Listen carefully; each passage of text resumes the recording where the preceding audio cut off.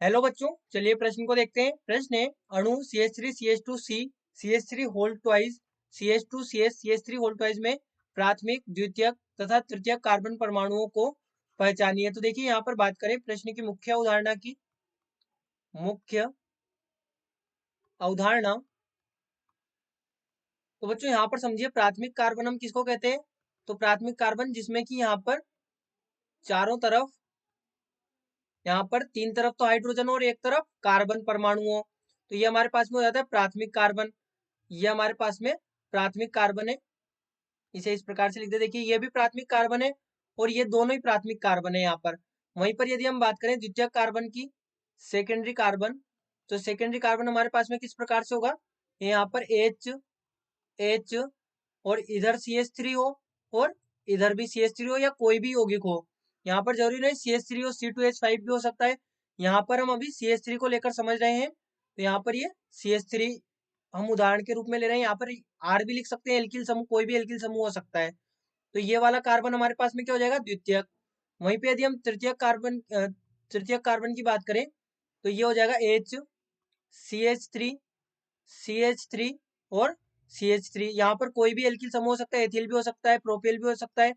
अभी हम यहाँ पर मेथिल का उदाहरण लेकर समझ रहे हैं, तो ये हमारे पास में हो जाएगा तृतीयक कार्बन, इसमें तीनों तरफ कार्बन, एक तरफ हाइड्रोजन होगा।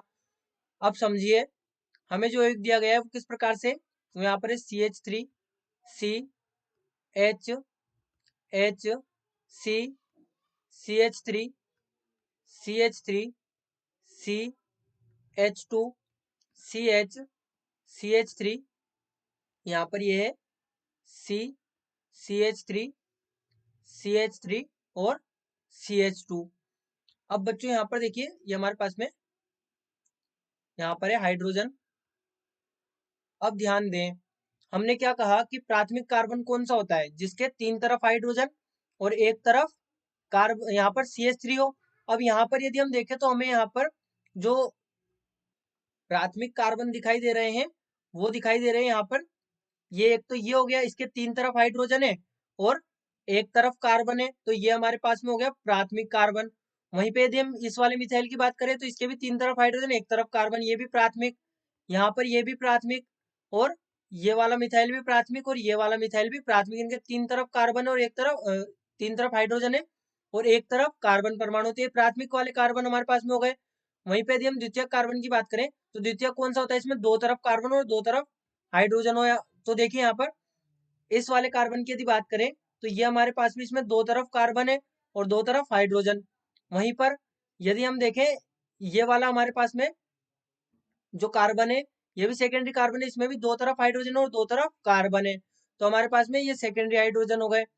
वहीं पर यदि हम बात करें अगला तृतीयक हाइड्रोजन की, तो तृतीयक हाइड्रोजन हमारे पास में कौन सा होगा, तो ये देखिए यहाँ पर तृतीयक कार्बन कौन सा होता है, इसके तीन तरफ कार्बन और एक तरफ हाइड्रोजन, तो ये हमारे पास में तृतीयक कार्बन हो गया।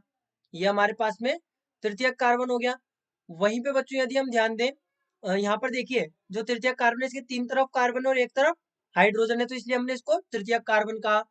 वहीं पे ये वाला जो कार्बन हमारे पास में होगा, ये वाला हमारे पास में क्वाटनरी यानी कि 4 डिग्री कार्बन होगा, क्योंकि इसके चारों तरफ यहाँ पर कार्बन है, तो हमने यहाँ पर 4 डिग्री कार्बन को भी देख लिया। बाकी ये वाला हमारे पास में टर्सरी है, बाकी दो हमारे पास में सेकेंडरी है और यहाँ पर 5 हमारे पास में प्राथमिक कार्बन है।